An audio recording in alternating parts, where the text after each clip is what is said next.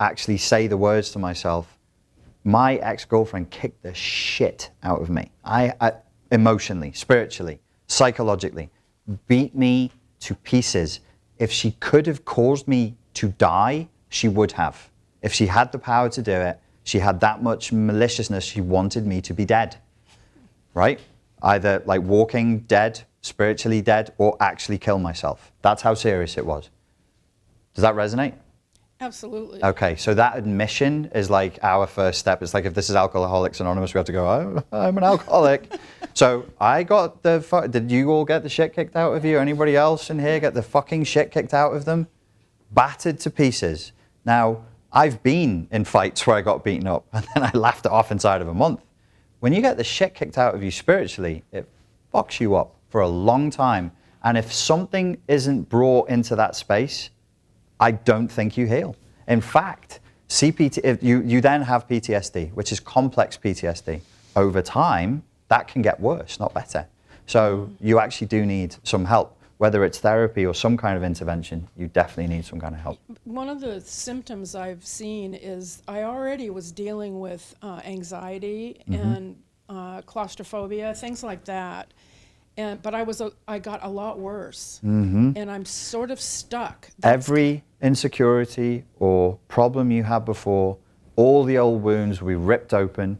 Everything that you were dealing with before that will be 10 times worse. So we kind of form as personalities around our wounds, and we patch things up, and we get together and we hobble through life. You're supposed to get with somebody and then you kind of hobble together and help each other out. You're not supposed to open up wounds and toss salt in them. Yeah, but that's what they do with full intentionality and malicious intent. That's what was done to you. And I'm saying it like this, it sounds very harsh, but the healingness of what I'm saying is you can acknowledge what was done to you. And then we go, okay, this is my 0 point. I actually had the shit kicked out of me. Of course my confidence is bad. Of course I'm quiet now. I didn't even know that existed. I didn't know people used love to get inside of another person's head to fucking wipe them out spiritually. No, that was a thing. That's a horrible thing. You don't see it much in movies. Like if somebody pulled a gun on you and said, give us your money, you've been watching that in movies for a long time. This is weird alien territory where you're like, is this even real? And then you talk to people and it's so unknown, they go, no, it's not real. Go talk to your doctor, doesn't exist. Talk to a psychotherapist. If they're from a different school, they'll go, narcissism doesn't exist. This is a myth, a conspiracy theory on the internet. So then you have secondary abuse, tertiary abuse, and it's real strong stuff. So you're doing okay. You're doing just fine. But you probably should go a little bit deeper into the course, having realized that, hey, this has really gotten into me, definitely. Did that help? Yeah. Cool. Thank you very much. Ladies and gents, thank you very much for coming out on a Sunday night. You can ask me afterwards. Thank you very much for coming out on a Sunday night. Cheers, guys. Thank you. If somebody who's watching this is actually in a toxic relationship right now, approach this from a position of a moral philosophy. So to be philosophical about the situation, leave psychology alone for a minute, for a week, for 2 weeks.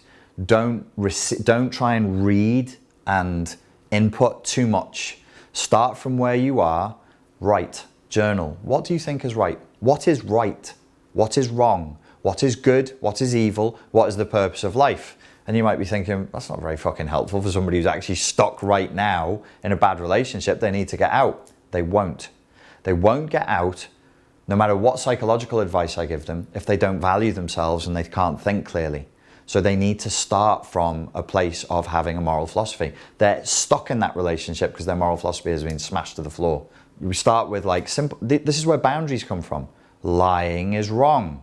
Yes or no? Yes, I write it down. Lying is wrong. Telling the truth is good. Why is lying wrong? Why is telling the truth good? Okay, we got it? Got it? Good. Then my husband lies to me, and instead of going, oh, it's fine, he didn't really mean it, I'll go, no, lying is wrong. That's a boundary. Because he's done that and I have a moral philosophy, I can now act appropriately. Without the moral philosophy, you have mush. That's exactly where he wants you. That's exactly where a narcissist or a psychopath wants you. That's where, you know, for the men who are in abusive relationships with women, that's exactly where your partner wants you, to have an unclear idea of what right and wrong is. Over time, anybody who's been in an abusive relationship will attest to this. Your own sense of right and wrong starts to shift because you've spent so much time with them. and they've been slowly corroding your moral philosophy from the get-go, such whatever moral philosophy you may have had. So we know that this is the place to start from that's going to make it the easiest to escape.